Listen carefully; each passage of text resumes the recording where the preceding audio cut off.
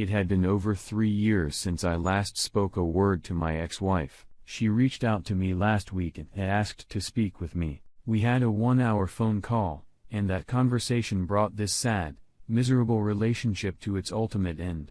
This is my story. I found this forum a few weeks ago and have been reading avidly. It has made me sad reading the outpourings of so many broken hearts. I am sorry to say it has also brought some comfort knowing I am not alone in my situation. I haven't posted before because what comfort or advice can I offer when my own marriage failed so badly? But after my conversation with my ex last week, I realized there are so many similarities in all our story. A series of check boxes, and almost all of them are checked off. That is what compelled me to share. We met in TN. I was 22. She was 27. She was in her last year of nursing school, and I was in my last year of military service. We were both working doing deliveries at a local pizza place for extra money. We hit it off and became friends, and after a very memorable party one night became much more. She pursued me in truth, but I was attracted to her and more than happy to reciprocate. When my military time ended, I took her out to a nice dinner and proposed. I was so completely in love with her by that time. Our first year of marriage was great. I got along great with her family and my family loved her.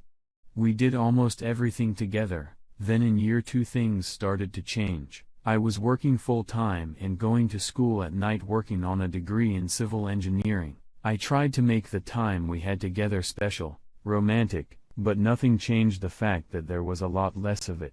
I could feel her pulling away and losing interest in me, so I dropped out of school. I made a judgment that my marriage was more important, and I told myself I could always go back later. Things didn't really improve. I had learned something about her. She is like a kid who tires of her toys quickly. She becomes bored with it and moves on to a new toy. I tried to keep her engaged and keep things interesting, gifts, vacations, different kinds of romantic bonding. It was like bailing out a sinking ship. She offered little in the way of help or encouragement. It's exhausting to try and save a relationship when you are doing it alone. Then the cheating behavior began.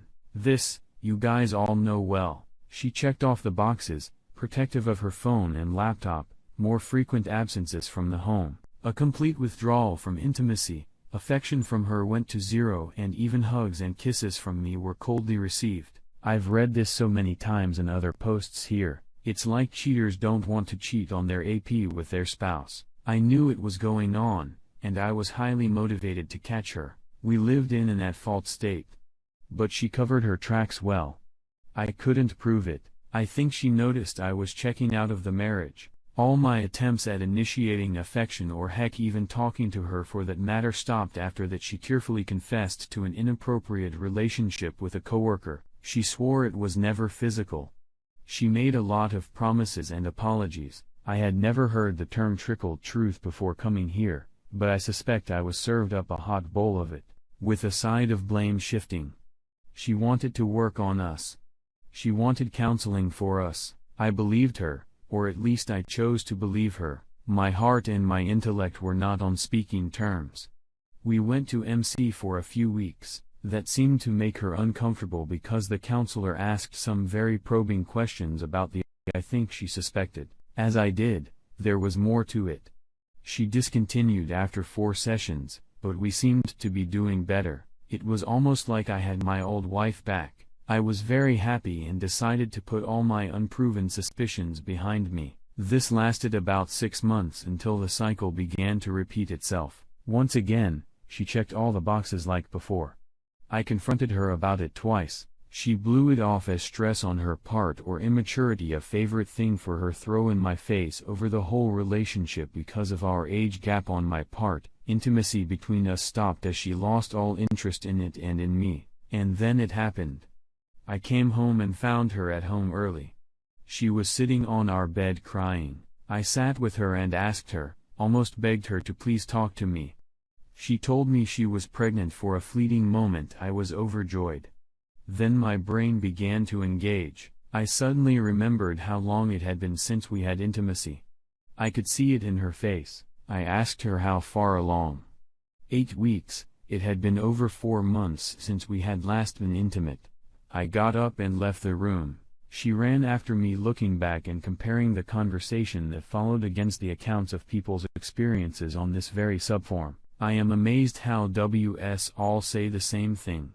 It was just that one time. It didn't mean anything. I only ever loved you. Of all the lies they tell, that last one stings the most. I told her I was leaving the house and would be back in 1 hour. Then I would listen to what she had to say. I was shaking, furiously angry, and in all honesty, it probably would not have ended well for either of us if I stayed. I drove to an empty parking lot and cried my heart out. I think I mean that literally, because something inside me broke during our. My heart died. It turned to ice, and it still is to this day. When I went home, I was cold, emotionless. I didn't need to act like a gray stone. I had become one in truth. She insisted we could get past this. She saw how happy I was when she first told me before I realized. She commented on how we had wanted to start a family. She threw the baby's innocence in my face and how she would need a father. This went on for nearly 20 minutes as I sat and stared at her in complete and emotionless silence. Finally, she looked at me and asked me to please say something. I told her she is asking for reconciliation, but nearly every word she is telling me is a lie. I told her if she wants me to even think about it, she needed to start by telling me the truth. The version of the story I was told after that is it was the same AP all along, even from the prior year. It was always and only physical. She never loved him. She loved me. He is not interested in having any kind of relationship with her other than physical. He is pressuring her to terminate the pregnancy. She doesn't want to. She wanted a family and wanted it with me. I told her our marriage is over. It's been over for 1.5 years, but I was just now finding out about it. I told her to pack whatever she needed for 3 days and to please leave the house. I told her I'd meet with her in 3 days to discuss what came next. She refused to leave. She kept trying to talk to me. Ordinarily, her tears would have broken my resolve, but I looked at her that night and felt nothing. But part of me that loves had died. I went into the guest bedroom and locked the door. The next day, I spoke to several lawyers and hired one of them. The paternity of the child was more than enough proof for an at-fault divorce. I had no desire to wait that long, and we discussed on contested mediation. When I got home, she actually tried to initiate with me. I was shocked and disgusted. I told her that would never happen again. We agreed on an outline for divorce. The biggest asset was our house. The majority of our debt was her student loan. I gave up my ownership interest in the home so she could sell it. She was going to keep the baby, and I wanted her to have that money. I wanted nothing but to walk away free. In the end, I kept nothing other than my Jeep, my military sea bag full of clothes and a few tools, firearms, and military mementos, mostly things that were mine before we married. Everything in that house, everything she had touched was just tainted to me. I wanted nothing from this marriage, but to bury it in the past. The divorce finalized 13 months later. I saw her twice during the mediation. We barely spoke. She was very pregnant then. I thought that would be hard to see, but I felt nothing for her. No love, no hate, nothing. She was a stranger to me. I moved to Florida and took a job as an underpaid but also underworked civil servant. I have a very simple life now. I bought and renovated a small house on the Gulf Coast. I bought a boat and go fishing almost every weekend.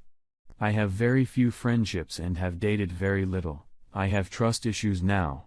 I really don't enjoy the company of other people. I find myself suspicious of the attentions of women, especially ones I'm attracted to. I'm 27 years old now. I'm very physically fit and some girls find me attractive, but the idea of an intimate relationship with someone, trusting them to that level, I don't think I can do it. Not for a long time anyway. I am the opposite of the man I used to be in almost every way. All my love now is reserved for a happy black Labrador retriever named Stormy. She goes almost everywhere with me. I'm not exactly happy. I still got upset when something triggers me to remember my ex and all that happened. I still sometimes feel a tremendous and overpowering sense of loss. I know I have lost nothing because I really had nothing, but I can't help how I feel. The beauty of my job is I mostly work alone and in the outdoors, and I can often take my dog to work with me. If I haven't found happiness in divorced life, at least I found peace. I'll take it. Last week the past, I thought I'd buried 2 years ago, reached out from the gray. She called my cell. I don't know, she got my contact info. It couldn't have been too hard. I wasn't exactly hiding. We spoke for an hour. It was amicable at first, and she made it sound as though she just wanted to see how I'm doing and catch up. But the hidden purpose of the call was to feel me out about some kind reconnection. She gave birth to a healthy baby girl 2 years prior. Paternity was never in question because of the timing. The AP wasn't present for the birth and has had little interaction with his daughter. The life of a single mother is hard, and although she was getting support from the AP, apparently, she had to take him to court for it. She was lonely and unhappy. I told her I was sorry to hear she was unhappy, but it was not my problem. I told her she had broken my heart and it was still broken today. I told her in as many words, I did not love her, could not love anyone and wanted nothing to do with her. I said to her that she made all the choices for all of us, for her, for me, and for her daughter. She left me with but one choice, and that was to walk away from her. I asked her not to contact me again. The final similarity between all of our stories on this sub is this. A selfish person made a selfish choice and damaged the lives of 3 people, one of whom had not even been born yet. If there was one thing I wish I could make cheaters understand before they make the selfish choices, that they are hurting everyone around them and possibly everyone around their AP.